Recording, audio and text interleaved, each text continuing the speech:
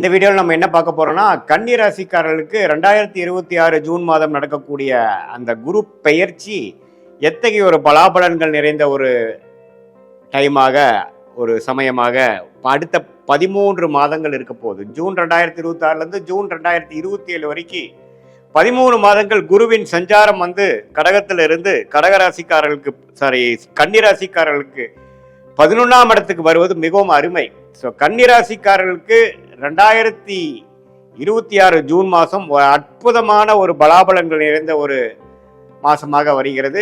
Scientific வேதிக் astrology முறையில் எதையும் மிகைப்படுத்தாமல் உள்ளது உள்ளவாறு நாம இந்த வீடியோவில் பார்க்க போறோம். இப்போ பாருங்க, கன்னிராசிக்காரர்களுக்கு 2026 ஜூன் மாதம் நடக்கக்கூடிய அமைப்பு 11ஆம் இடத்துல உச்சம் பெற்றக்கூடிய ஒரு குரு 12 வருஷத்துக்கு ஒரு தடவை நடக்குது. ஸோ இந்த 12 வருஷத்துக்கு ஒரு தடவை நடக்கக்கூடிய அமைப்பு கன்னி ராசிக்காரர்களுக்கு நல்ல ஒரு 2026 செகண்ட் ஆஃப், 2027 ஃபர்ஸ்ட் ஆஃப் அப்படிங்கிறது கிடைக்குது. ஏன்னா 11ஆம் இடங்கிறது லாபஸ்தானம், பூர்த்தி ஸ்தானம், ஒரு அருமையான பலாபலன்கள் கொடுக்கக்கூடிய ஸ்தானத்துல குருங்கிற ஒரு மிகப்பெரிய சுபகிரகம் உச்சம் அடைந்து, அது ஆல்ரெடியே நல்ல பலனை கொடுப்பார். அது ரொம்பவே ஸ்ட்ராங் ஆகி உச்சம் அடைகிறப்போ இன்னுமே நல்ல பலன்களை கொடுக்கும். பலன்களை கொடுத்து 11ஆம் இடத்திலிருந்து 7ஆம் இடத்தை பார்க்கிறார், 5ஆம் இடத்தை பார்க்கிறார், அதே மாதிரி 3ஆம் இடங்கிற முயற்சி ஸ்தானத்தையும் பார்க்கிறார். ஸோ இந்த 3, 5, 7ங்கிறது ஒரு அற்புதமான ஸ்தானங்கள். குடும்பத்தில் நிம்மதி அதிகமாக போகுது, குடும்பத்தில் அந்யோன்யங்கள் அதிகமாக போகிறது.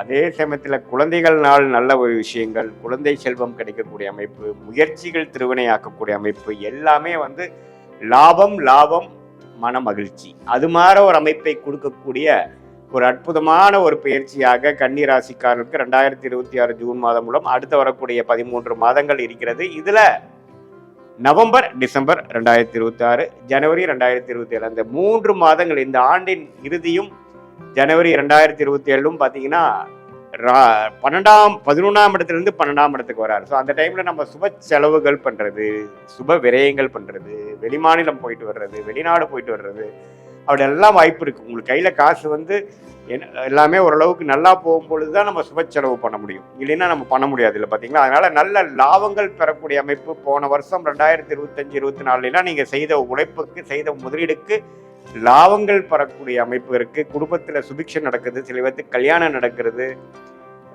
தனிக்கட்டையா இருந்தவங்களுக்கு நல்ல ஒரு கணவன் மனைவி, மனைவியா இருந்தா கணவன், கணவனா இருந்தா மனைவிக்கு நல்ல ஒரு பொருத்தமாயி நல்ல ஒரு குடும்ப அமைப்பு வருவது.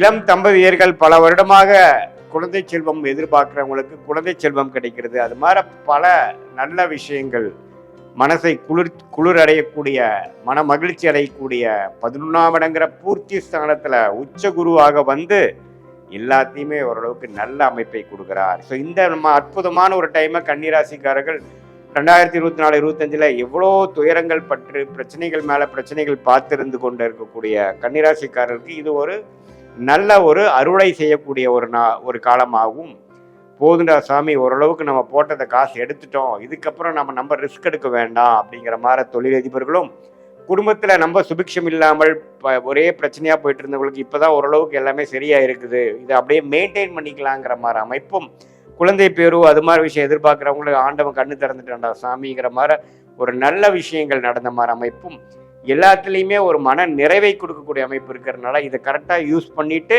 இதுக்கப்புறம் நம்ம வாழ்க்கையை கொஞ்சம் சீராக கொண்டு போய்க்கக்கூடிய ஒரு திட்டங்களை தீட்டி நீங்கள் போய்க்கணுமே ஒழிய, நம்ம ஓவரா இதே மாதிரி தான் எப்போ இருக்கும்னு நினச்சிட்டு போனீங்கன்னா நீங்கள் மாட்டிப்பீங்க. இது ஒரு வருட காலம் அற்புதமான டைம். அது குறிப்பாக சொல்லணும்னா நவம்பர், அக்டோபர் 2026 வரைக்கும், June, July, August, September, October வரைக்கும் உங்களுக்கு நல்ல பலன்கள் இருக்கும். அதுக்கப்புறம் கொஞ்சம் விரயங்கள் கொடுக்கும், கொஞ்சம் சில கைமீறிய சில விஷயங்கள் நடக்கும். ஆனால் முதல் 5 மாதத்துல கோச்சாரத்தில் குரு அருமையான ஒரு பெனிஃபிட்.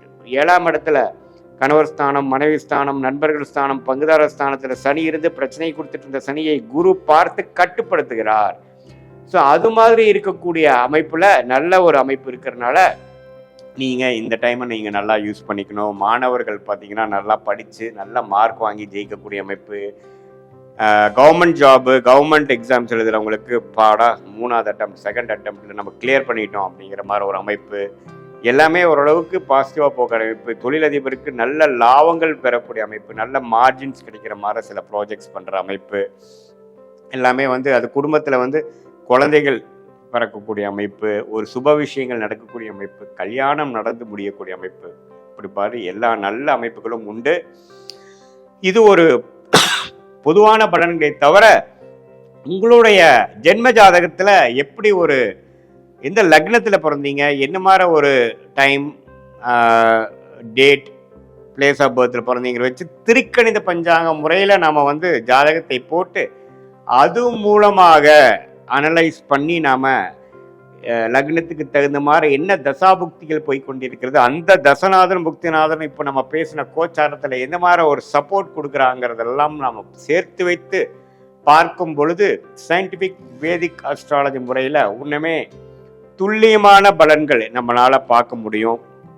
எது மாதிரி விஷயங்கள் நமக்கு காத்து கொண்டிருக்கிறது, எது மாதிரி விஷயங்கள் நம்ம அவாய்ட் பண்ணலாம், தொழிலா வேலையா, வேலைன்னு எடுத்துட்டோம்னா கார்பரேட் பிரைவேட் செக்டாரா அல்லது கவர்மெண்ட் செக்டாரா, வெளிநாடா உள்நாடா, எது மாதிரி துறையில நம்ம போகலாம், எல்லாமே எந்த நேரத்தில் நம்ம தொழில் அபிவிருத்தி பண்ணலாம், எந்த நேரத்தில் நம்ம கடைக்கு வாசிக்கலாம், எந்த நேரத்தில் ப்ரொமோஷன் கிடைக்கும், எந்த நேரத்தில் வேலை மாற்றங்கள் உண்டு, அதே மாதிரி கல்யாண காட்சிகள் எப்போ நடக்கிற மாதிரி இருக்கு, எப்போ சுப விஷயங்களாகிய குழந்தைகள் விஷயம் வருது, எப்போ நம்ம வந்து உடல் உபாதைகள்லேருந்து மீண்டு வருவோம், எப்போ நமக்கு கடன் அடையும், அப்படிங்கிற மாதிரி பல விஷயங்கள் வாழ்க்கைக்கு தேவையான எல்லா வயதினருக்கும் தேவையான அந்தந்த வயதுக்கு தகுந்த மாதிரி முக்கியமான விஷயங்கள் வந்து சயின்டிஃபிக் வேதிக் அஸ்ட்ராலஜி முறையில் எது மாதிரி ஒரு அமைப்பு கொடுக்குது, எது மாதிரி ஒரு கிளாரிட்டி கொடுக்குதுங்கிறதை கரெக்டாக நாம் பார்த்து அதுக்கு தகுந்த மாதிரி பலாபலன்களை நாம் வந்து செய்யும் பொழுது அது மாதிரி நேரத்தில் தான் அது செய்யணும் அப்படிங்கிறதை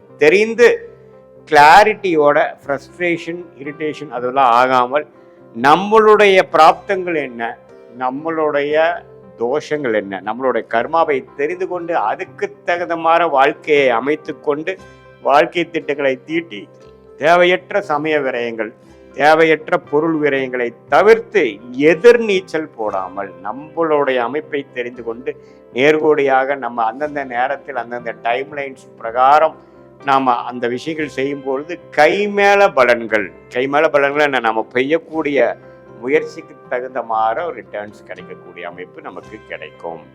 அங்கே தான் பார்த்தீங்கன்னா சயின்டிஃபிக் வேதிக் அஸ்ட்ராலஜி நம்மளுடைய ஜாதகத்தையும் பார்த்து இது மாதிரி குரு பயிற்சி, சனிப்பயிற்சி, ராகு பயிற்சியோட தாக்கத்தையும் சேர்த்து வைத்து எது மாதிரி நேரத்தில் எது மாதிரி அமைப்புகள் நமக்கு கொடுக்கக்கூடிய ஒரு தருணங்கள் வருகிறது, ஏன் நமக்கு இவ்வளோ நேரம் நம்ம வெயிட் பண்ண வேண்டியிருக்கு, நம்ம பாஸ்ட் எப்படி இருந்தது, ப்ரெசண்ட் எப்படி இருக்குது, ஷார்ட் டேர்ம் ஃப்யூச்சர் எப்படி இருக்குது, லாங் டேர்ம் ஃப்யூச்சர் எப்படி இருக்குங்கிறதெல்லாம் துல்லியமாக கவனித்து நம்ம அது பிரகாரம் நம்மளுடைய வாழ்க்கையை அமைத்து கொண்டு வேணால் வாழ்க்கையில் எளிதில் நம்மளால் தவறான தேவையற்ற விஷயங்களில் போய் செலவிடாமல் ஈஸியாக எதிர்நீச்சல் போடாமல் வாழ்க்கையில் வெற்றி பெற முடியும் என்று சொல்ல விரும்புகிறேன். மீண்டும் மற்றொரு காணொலியில் சந்திப்போம். நன்றி, வணக்கம்.